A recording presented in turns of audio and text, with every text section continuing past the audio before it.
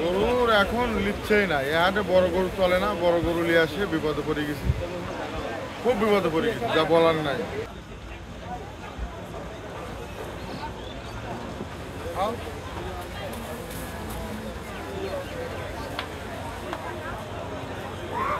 আপনার গরু আপনার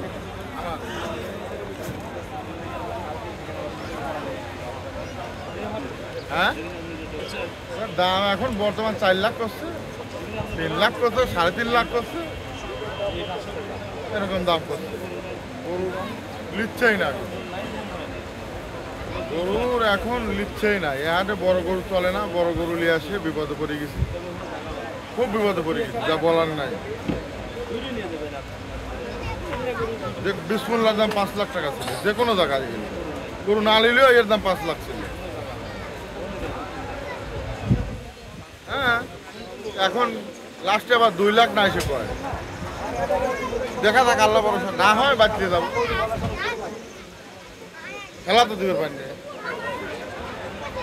কষ্ট করে পুষেছি, খেলা কি দেবের পারি, এই অবস্থা করে আছে।